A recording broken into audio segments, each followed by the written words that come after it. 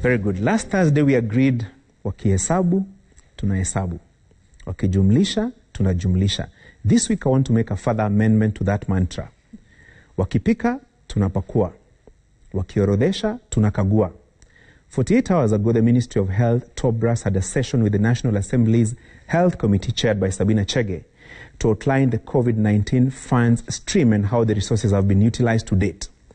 And the document tabled by the ministry has triggered intense national debate.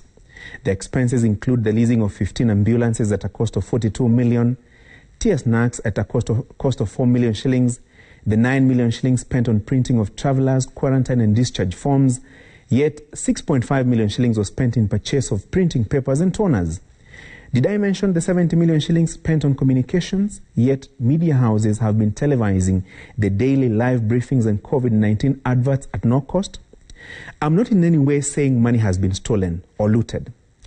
All I'm saying is that there is smoke and the ministry needs to assure us that there is no fire. Thankfully, Health Chief Administrative Secretary Dr. Rashid Aman told us today that the ministry's accounting officer, Principal Secretary Susan Mochache, will be issuing a comprehensive statement on the 1.3 billion shillings expenditure. I'm sure Kenyans are eagerly awaiting that briefing. As we say here all the time, accountability and transparency in the use of public resources is neither optional nor discretionary. It is a minimum basic requirement for public office holders. It is actually a constitutional requirement, clearly spelled out in the Public Finance chapter, specifically Article 201A, that sets openness and accountability as key principles, with Article 201D requiring prudent and responsible use of public money. Make no mistake, managing the COVID-19 pandemic will be a very expensive venture. The virus is unpredictable and the duration of the crisis is unclear, which is perhaps why the coronavirus budget has been set at 40 billion shillings and the figure could rise. But history teaches us something. In the past, disasters have been turned to money-minting ventures for a few. HIV/AIDS comes to mind when it was once revealed that only 6% of donor funds went into the actual fight, while the rest were gobbled up by allowances and seminars and other emoluments. Droughts and floods have over the years been a cash cow for a few well-connected government operatives and wheeler dealers. Just like we have disaster celebrities every so often, so do we have disasterpreneurs. And the coronavirus pandemic could be yet another opportunity for them. So as the health PS gives us the explanation soon, as we were told, let's hope it will make sense. I hope she will not cite errors or some mix-up in the document tabled before the House Committee.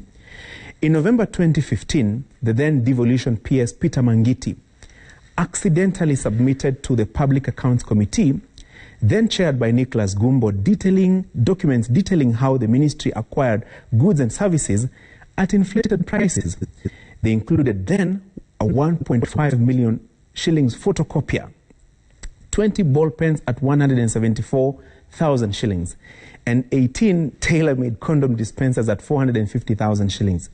The then PS apologized and blamed the asset register mix-up on human error. But the damage was long done. For a government that suffers from low public trust, image is everything. Each figure must make sense. Every expenditure must be value for money. That is why I have suggested here that the government should have a weekly, if not daily, briefing on how they are spending all the money allocated to the fight. Already, 1.3 billion shillings, we are told, has been spent, and a lot more billions will follow, since no one knows how far or how long the COVID-19 pandemic will stretch us.